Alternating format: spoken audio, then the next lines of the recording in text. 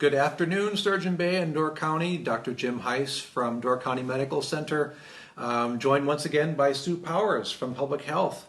Just want to welcome you to our Facebook Live. I think this is week, gosh. I think it's week 9. Yeah, I don't even know what it is. I've lost track. Think it is. I've lost track. It's becoming a regular, it has become a regular fixture now for us, at least on Mondays. So just want to thank everyone for joining us once again. We're going to do our best to try and answer some questions that you may have. But as usual, we'll start with Sue to give us kind of an update on where we are in the county. Sure. So as of today, the number of positive cases in Door County residents of COVID is up to 18. As of Friday, we determined there was evidence of community spread. We suspected that for a while, but our investigation showed that. So the definition of community spread is spread of an illness for which the source of infection is unknown. In other words, the cases could not be linked to another identified COVID case, nor was there travel out of the area involved. Other numbers, 7 folks have recovered in our county. There's been 3 deaths. Negative test results are up to 382, and as of today we have 35 tests pending. And that's all I have for right now. Yeah. You know, I was just kind of crunching some numbers because I was kind of curious to know, when we talk about all these numbers and what do these numbers really mean? And so looking at the positives, the negatives, the number of infections and things like that, so I was able to come up with, out of all the tests that we've had, I think what I know as of this morning, here at Door County, we've tested 438 people as of this morning. There's another probably 10 today or 12 today. And we're doing all the testing in the county, so that pretty much is the testing that's done. So based on that number, we have a 96% negative test rate. So 96% of people that are tested have been negative. That means obviously 4% have been positive. As far as a test rate, we look at how many tests or what's the percentage of testing that's taken place in a given population. We're at 1.6% test rate, which I understand the state is looking for 1.5%, I think you said, Sue. Mm-hmm. And so that's good. We'd love to be able to do more, and I think we'll start to see that test rate go up a little bit. Our infection rate, so again, the number of people that have been infected, is a 0.07% infection rate. So basically 0.07, I mean 0.07%. And death rate, the 3 deaths that we have, that's a 0.01% death rate. So for whatever those numbers are worth, but I just like to kind of get a sense of what does it mean. I think the big thing is the 96% negative. And really we're seeing just that, is that most people that have this are fairly asymptomatic, or if they're symptomatic all right, but they don't require hospitalization and they aren't direly ill. So they will have the symptoms, they will be able to recover on their own with supportive care and get better. So, and unfortunately, as we've talked about in past weeks, the patients that have gotten very sick and hospitalized have been very sick and have succumbed to the disease. And that's what we're trying to prevent is people from getting it to begin with if we can, and keeping them out of the hospital if possible. So we're going to go ahead and, let's see, we're going to go ahead and wait for your questions here. We have one already. One person just asked, do our numbers include out-of-town people who are here? The answer is no. And Sue, maybe I'll toss this over to you as far as how we record testing. Sure. If somebody has an address that's Door County, they are counted in our numbers from the public health numbers.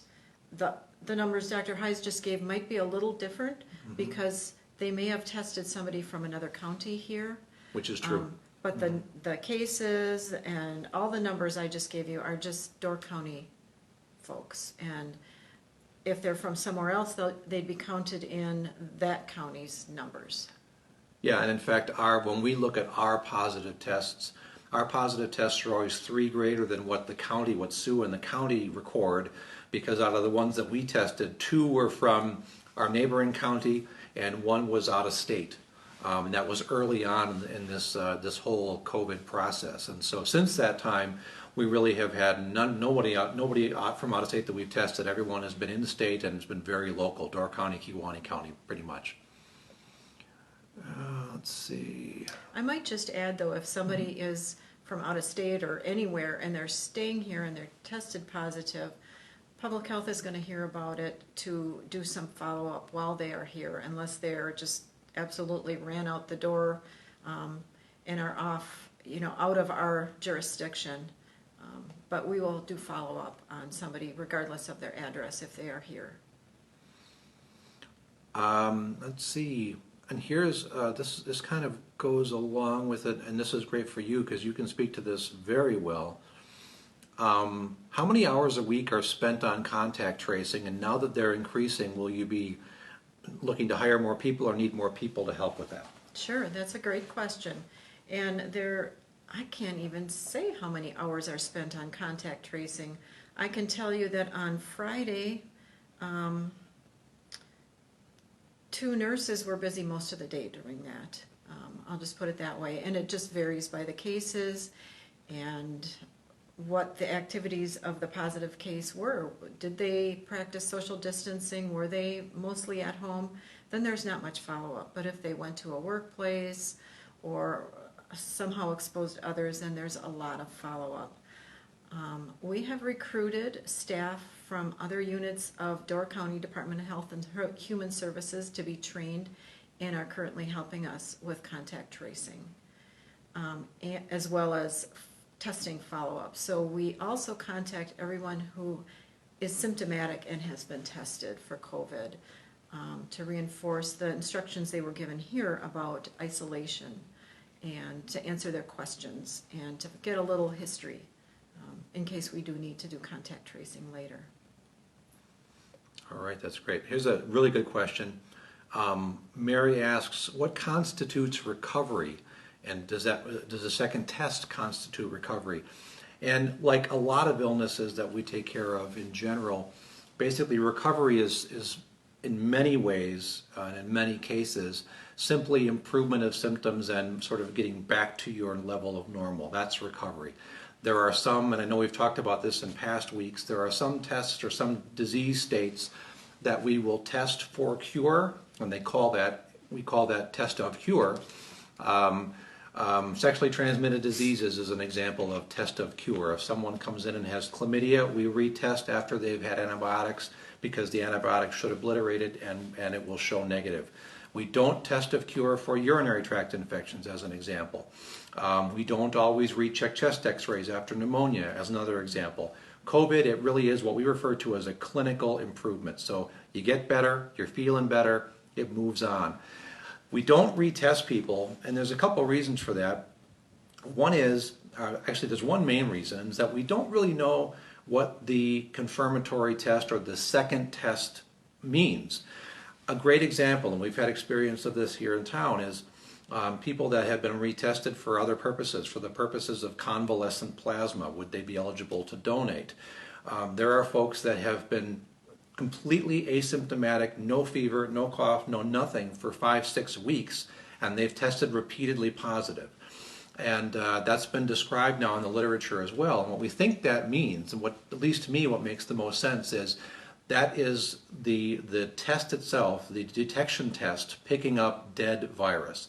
Because the tests that we use now, and we have used for many virus detection, and this one specifically is called PCR, which is basically, it's a way in which DNA or RNA is amplified, and so we can pick it up. And it'll pick up dead virus. So it'll take the proteins in the RNA strand, it'll leave little dead pieces, and it will amplify them and detect it as positive. So that's why we don't retest. But basically, again, clinical response is what we're looking for.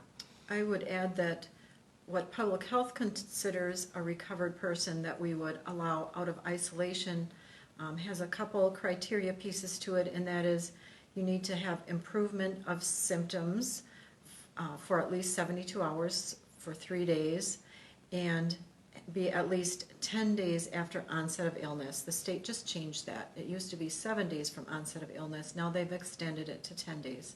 So that's the point at which we would let someone out of isolation. And let's see, there's a really good question I wanted to address. What's interesting about doing these Facebook Lives is going through these questions. It's no more easy on my end than it is when you guys are seeing it go. I have to go back and forth and look at the same thing. Somebody asked if how do we know, or what if we think someone in our family had it? I've gotten this question from a lot of people, actually. People have said, my son, my daughter, my wife was so ill in December and January, and I really think they had COVID. How do we know that they didn't have it? And other than the fact that the virus really wasn't described in the U.S. until a certain date, and I forget that exact date, there was things that were going around late 2019 into early 2020, and I have to think some of that was influenza. But again, you may have been tested; it may have been negative. I don't think that it was that. When we have a second, if the questions die down, we'll talk about some antibody testing, which is one of the things that a lot of people. In fact, let's talk about it now, shall we? Go ahead. Yeah, just because I think a lot of people have questions about antibody testing, and that speaks right to it. Could I get antibody testing, and would that tell me that I've had it, that I'm immune, that sort of thing? And in fact, the Department of Health Services just came out today with specific guidance on that. And there are a number of tests that are out there awaiting FDA approval. And what the tests can do is basically I'll just read what it says. While the antibody tests can provide evidence of past COVID-19 infection, the Department of Health Services recommends against using these tests for diagnosis of active infection. Diagnosis of acute infection should be based on molecular detection methods such as PCR, as we just talked about. So what can happen is if once these tests are vetted and are shown to be accurate, what it'll show is, yep, you've been exposed, because until you've been exposed to coronavirus, your body will not make antibodies to this particular coronavirus. So we do a blood test, it shows antibodies to this particular coronavirus, it means you've been exposed to it. The part that we don't understand yet, don't really know, is does that mean that you are immune? Does it mean that you can't get it again? We think that it means that you're immune, but at this point, immunity could be 6 months, it could be a year, we just don't know. So those are some of the questions that are still lingering. So you're going to be seeing a lot more about antibody testing as time goes on, and we will be doing that here as well. But there's still a lot of work to do as far as what's the best way to use those tests. Because again, you can get information all you want, but unless you know how to accurately apply that information, it doesn't help you a whole lot. Let's go back to the questions here. Oh, I know. I did read. I thought it was an interesting question because we talked about it here at the hospital. Is someone said, "Is it safe for me to go to Costco?" And I actually asked that same question. I mean, of myself, and I talked to my colleagues here, and I said, "Hey, let's just say, because Costco, we have folks that live in Dykesville and live in southern Door County or northern Brown, and they've been to Costco and have said, oh my God, they really have it down as far as their cleaning, as far as their social distancing in their building, things like that." And so I guess the best answer that we came up with is, well, it's similar to getting in your car and going to Pick and Save, or going to Econo, or going to the Ace Hardware. It's similar to that. The difference is the ride in the car is longer. That part, you're safe. You're in your car with your family. Once you get there, washing your hands after you're done, or sanitizing your hands, wearing a mask, you do those things, I don't see any real reason why you couldn't go to Costco. But that also doesn't mean, well, let's go and see friends in Green Bay, or that's usually where the trouble comes, is people say, well, can I go to Costco? And then the leap will be made that, well, I'm already at Costco, I might as well go see Bob and Jenny because they live real close and I can say hi. And I think that's where the problem sometimes lies. Any thoughts, any comments? Well, as you were saying those things, I thought of what I think is the key is what you said about the personal precautions, wearing the mask, which helps others, but then using the hand sanitizer, maybe cleaning off the cart, and then when you leave, washing your hands and all of that, and the social distancing as much as possible. And then the other thought I had is the more social interaction, like stopping at somebody's house on the way home, the more chance for spread. Exactly. So that's the whole rationale behind not doing that. Someone said here, except Brown County has a ton of cases, how do we think it's getting to Door County to our residents? Well, again, we are able to look at each individual positive, and there's only been one case or two cases that I'm aware of that are directly related to JBS in Brown County. So it's not, we've had none that are, people have gone to the store. I mean, that's the difficulty. I think that's the key thing about the community spread now, is that it's basically everywhere. Right. And so I think you have to just act as though it is, which I know we kind of said that weeks and weeks ago, but now for sure community spread is a factor. So I think it just really points out the significance of being smart, and when you're out and about, wear a mask, wash your hands thoroughly after you've gone to the store, after you've come back, don't touch your face, things like that. That really is what's going to protect you. Let's see.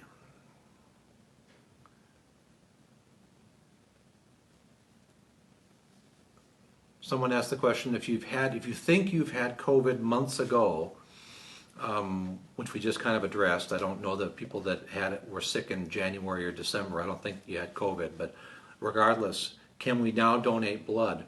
Convalescent plasma is what we've talked about, plasma that is taken from patients who have recovered from COVID, and the plasma component, which is the liquid part of the blood, has those antibodies in there.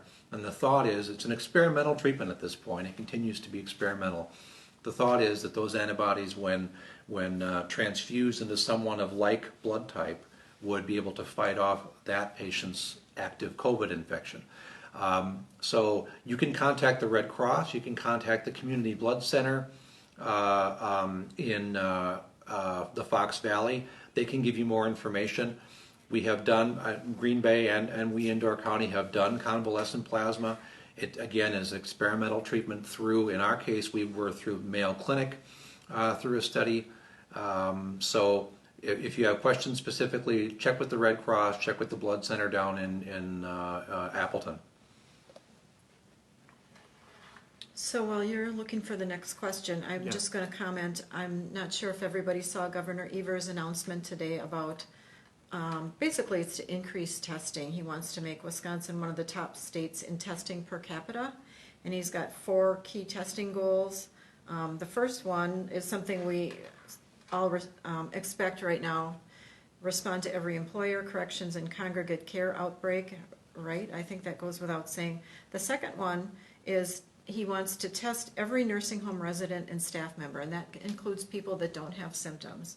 So at Public Health, we sort of read that and took a deep breath, wondering what that means, how that'll roll out, and we've been told that we'll get more details soon. Everything around COVID is being created as we go, and we don't get any more advance notice at Public Health than the public does usually on these things. He also wants to increase community testing programs, and so you've probably heard in Brown County they have the community testing sites that they put up because of the outbreak situation, the emergent situation there. And the criteria for establishing a drive-through community testing program like that is when resources are unable to meet the needs or there's a situation like an outbreak. At present, I don't believe we have either of those here. No. And he also said he wants to ensure everyone who is experiencing COVID-19 symptoms gets a test, as would be expected. I'm just trying to, some of the questions, have to be able to formulate them into a question, and I can't always do it. One question which I think is really good is, can the test be done by a blood draw if your nasal passages are sensitive? And the answer at this point is no, that there's 3 ways that we get the PCR test. One is what we call nasopharyngeal, which is through the nose to the back of the throat, which is the pharynx. That's the one that's the most pleasant. Not really. And then there's a nasal swab that just goes inside the nasal passages, which we do have a vendor that allows us to do that, and they've increased the accuracy of that test, and so that's a way. And then also in the oral cavity, all the way back to the back of your throat. Those are the three ways that we can get the test. The most rigorous, the most sensitive way to get the test is the nasopharyngeal, which is, again, the nose doesn't go up, it goes straight back to the back of your throat. It's not painful, it's just really, really irritating. So that's unfortunately, believe me, the thought crosses my mind, if I don't feel well and I think I might need to get tested, I can't say I'm looking forward to that. But, we know that 438 or 450 people have done it. You get through it. It's not the most pleasant in the world, but it does happen. It's fairly quick. It's what, 10 or 15 seconds? 15 seconds? seconds, yeah. Which I know to me seems like an eternity. It would seem like an eternity, but I haven't experienced it. Is it possible to have it and not be sick at all? Yes, absolutely. It's possible to have it and not be sick. Again, that's one of the reasons too for the universal masking at this point is that I mask so that I don't spread my spit. Keep your spit to yourself, kind of a concept, and likewise. Now, Sue and we're sitting close to each other. We know each other's. I guess should we be wearing masks? Yeah, we probably should. I'm trying to face out. Yeah, cards on the table. We should be wearing masks, but we're not because it's hard to hear as it is, and so we want to make sure that you understand what we're saying. But the people that are behind the camera are well out of our range. They're beyond 10 to 12 feet away. So wearing a mask, and believe me, I wear a mask every time I go to the grocery store or whatever because that's important right now. And it's also a simple thing we can do. It's not a hard thing to do. Someone says, I find it interesting that we can't get haircuts, but we can get massages. Yes, I find that interesting too because my hair is getting awfully long. Let's see. Is the point to stop the virus, and can that be done, or to slow the virus, which it seems we've been doing? That's a really good question. I think, I guess I would say just with experience with influenza, and you can give me your take. You've been doing this a lot longer than I have. My take on it is we have experience with influenza, with other human coronaviruses. There's 4 other types of coronaviruses. You never get rid of them. I think the idea is to get to a point, the goal I think is to get to a point where we're able to either treat it in some way with an antiviral treatment, or enough people within the population have been exposed to it and will react less vigorously to the bug. We've all had colds where sometimes you'll get a little cold, it lasts for 2-3 days and it's gone. Other times you'll get a big cold that'll be 14 days. I think COVID eventually will be the same thing, is my sense. Right now, because our bodies, none of we humans have ever been exposed to this particular novel coronavirus. When some people get sick, the immune system goes crazy and it makes people very sick and can kill people. And so I think once we as a population are exposed to it, there is a certain amount of herd immunity that does go along with that. Once that happens, I think life will be able to go on sort of back to normal. The big question is, how long will that be? I think right now we're seeing a lot of places beginning to open back up slowly, and I think that's appropriate. I do. I think as long as we're cautious and careful, I think universal masking is going to be with us all summer long at least. Do I think we should stay shut down completely? No, I don't think so. That's just my opinion. I think opening back up slowly and smartly makes sense. We're doing that here at the hospital. We're starting elective surgeries this week. We're starting regular clinic visits slowly next week. So I think these are all appropriate measures going forward because let's face it, we don't want to have a lot of people dying, but you know what? Our economy can't go on like this. And so I think the difficulty that everyone in the country has is sorting out how do we keep people safe and how do we not make them more unsafe by losing jobs, closing businesses and things like that. I think, though, for me, I guess my only political slant to this is I would say I think being a little bit more of a centrist and being a little bit more thoughtful and nuanced about our approach makes the most sense. I think either extreme, saying shut down and stay shut down until there's a vaccine, I don't think that's correct. Saying that it never got as bad as we thought it would, therefore it's time to completely open back up, that's probably a little bit extreme. I think generally speaking in life, the extremes don't make a lot of sense. I think somewhere there's nuance, I think, in there. I don't know if you want to get into that or not. Well, I just found myself wondering how long we're going to increase cases, and if it's going to increase until we get a vaccine. I hope not. I hope not. Your theory about it is correct. Yeah. And I guess I'm not, I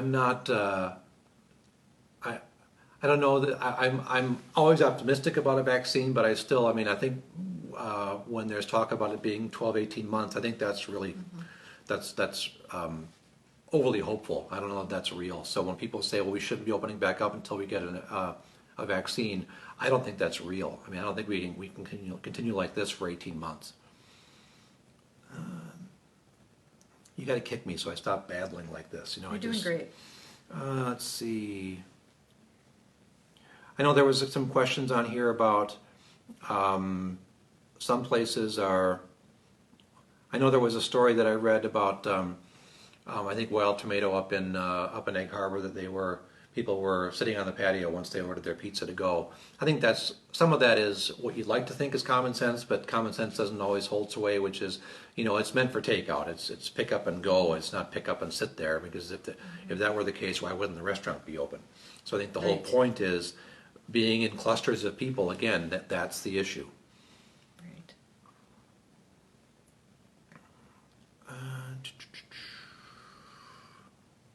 Anything else you want to talk about? Sing a song, do a dance? I will. I'm not going to sing or dance, but I'm going to mention something else that's going on at the county level.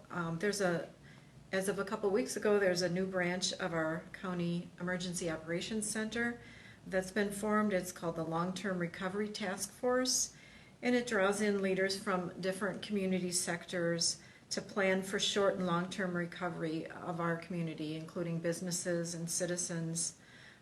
We're working off the current state guidance, which is really incomplete for the next phases of when things start to change and when things open up. So part of our goal is to compile resources and provide education that's properly vetted, best practice guidance for local businesses and other sectors for the short and long term. And we want to put that all in one place for reference for people to help the community and to work together collaboratively with our community sectors. Let's see. Christy asks, could you give us an example of what one would hear when one calls into the hotline? What questions would be asked specifically as possible? I'll jokingly say, but truthfully, I'm not called into the hotline, so I don't know exactly what they'll say, but I know I've been very involved in, as this has evolved, what are the criteria for testing, what have we been saying, and I can tell you that those criteria and questions that are being asked have evolved significantly from when this started until now. Matter of fact, I want to say it was last week or maybe even the week before, we sort of stopped asking about travel. It basically was, if you have any symptoms at all, anything, any symptoms at all, if you don't feel well and you've got a symptom, we will test you. There was a question earlier that I'll try and paraphrase to some degree, is basically,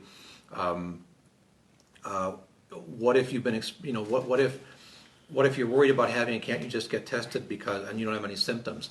And I personally am torn to that. I know the answer has always been, and the guidance we get from the CDC continues to be, asymptomatic testing is not advised at this point. You're better off testing when you've had symptoms.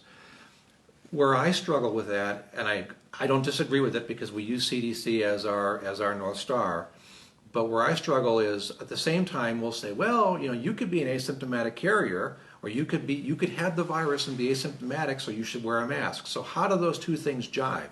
So I think right now the ultimate practical reality behind all this is we need to make sure that our testing capacity is utilized, or our testing situation, if you will, is utilized in the best way we can use it.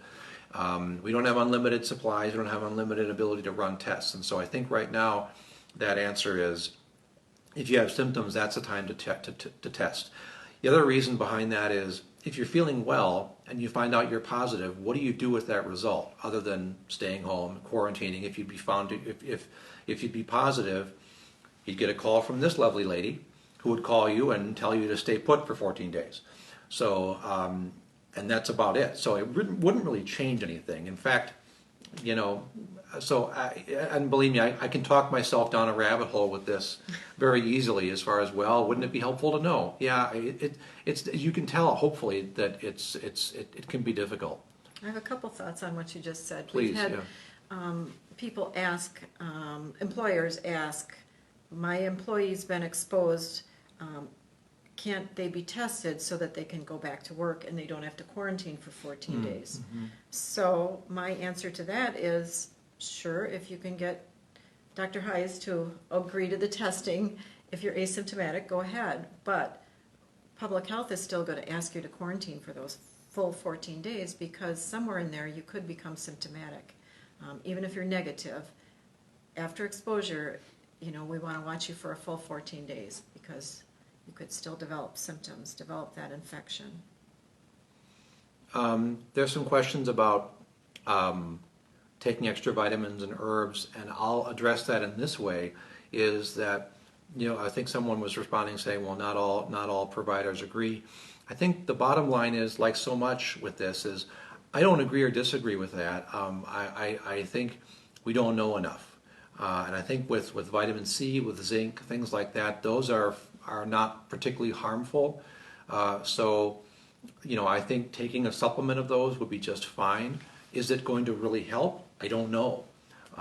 You know, and I think the logic of, well, it certainly won't hurt, so go ahead and take it, that may work if you're disciplined enough to do it judiciously. I think some people say, well, I've taken 3 tablets of vitamin C, or I've chewed 3 tablets of vitamin C and I still feel the same way. Let me take 30 of them and see if I'll feel better. That's when the problem arises. Many vitamins that you take, you'll just pee out, frankly, if your body doesn't use them. There are some vitamins, though, that can shut your liver off. So I think that's why. I think it's a little more subtle than people being for or against vitamins. It's just the question of does it help? I think the best defense might just be to stay generally healthy. Mm-hmm. Yeah. Let's see. Here's a good. When can someone that, and you've already mentioned this, but I would love to go through it again. When can someone that was positive leave isolation? Does the timeline start from onset of symptoms? Yes, it does. So the soonest you would be able to get out of isolation, 2 things have to happen. You have to be symptom improving for 3 days. And they used to say symptom free, but that doesn't allow for that lingering cough that might linger for weeks, or I don't know, maybe mild headache that you say is still there, but has to be improving for 72 hours and be something mild like that, and 10 days after onset of symptoms. And someone asked, sort of related to that, they sort of said, is there a consensus on what the initial symptom is? No, there's not a consensus, because we've seen such a variation. You know, the list of symptoms has gotten kind of long. I mean, it started out with fever, which then we said, well, fever, but not everyone has fever. Cough, but not everyone has cough. Body aches, but not everyone has body aches.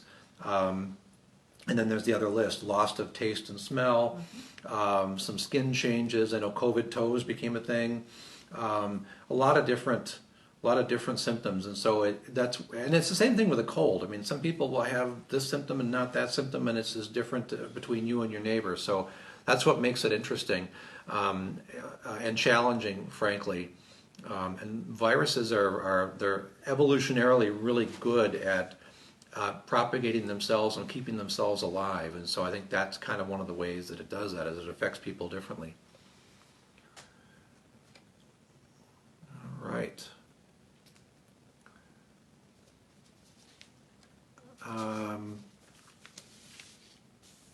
So here's Mary Beth asked, so any face mask is helping you to not get COVID or mostly helps no spread? I guess my answer is yes to both. So it potentially, if someone is talking to you and they don't have a mask on and they have COVID and you don't know it, and you get some of their respiratory secretions or droplets into your nose or mouth, you could get it, and you likely would get it because it's a very infectious virus. Alternatively, keeping it there, it keeps you from spreading it. It also keeps you from receiving it from someone else. So the worst case scenario is both people within 6 feet talking without masks. I mean, I would hope in this day and age, other than Sue and I, occupational hazard, I would hope that people wouldn't be doing that, especially people that you don't know. I mean, obviously at home, your own family, you're not going to wear a mask. But, if you're going to the store, you're doing any business outside of your home, it would make sense to wear a mask.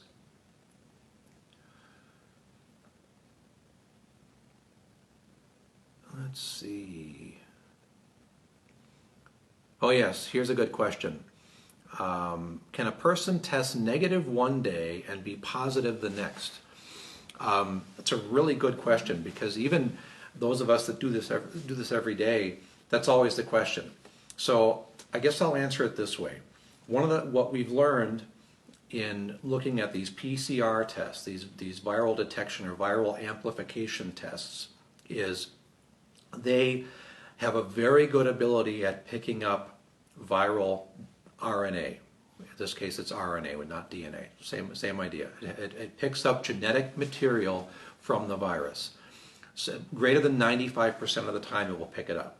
So the test itself is really good.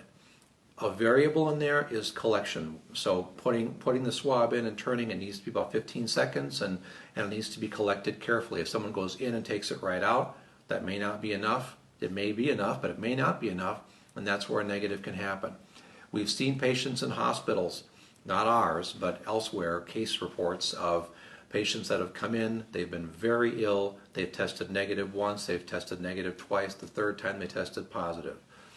So it certainly is possible that you could test negative one day, positive the next. I think what we're seeing, though, in some cases, is people convince themselves that they have COVID. They hang their hat on those one-offs, which they really are, of those cases where they were negative once and positive, and they would like to see themselves tested until they confirm their own hypothesis, and that's just not a realistic thing. So I hope that answers that question in a reasonable way. Rita said, when you said you're in favor of opening up, do you mean with precautions? Absolutely. I mean, I think, and someone else earlier mentioned about, wouldn't it be smart to keep our at-risk populations at home and safe? I agree. I think both of those things are true. So I think opening up with precautions, absolutely. I think that, again, social distancing, wearing masks, avoiding congregate settings. I think what we're going to see over the summer is a very different situation than what we saw at Christmas time. So I think restaurants are going to be much more spaced out. I really don't know what's going to happen as far as theater venues, concert venues, things like that, where they're, if you're sitting in an auditorium, I don't know how that's going to be managed. I can't speak to that. But I think that's one of the ways that we're going to have to open back up. So I guess in my mind, I think of things like local businesses, just like the grocery stores are open. If Walmart's open, why can't some of the smaller businesses be open? Again, with safety precautions. That's just my opinion. And I know a lot smarter people than me are thinking through that right now.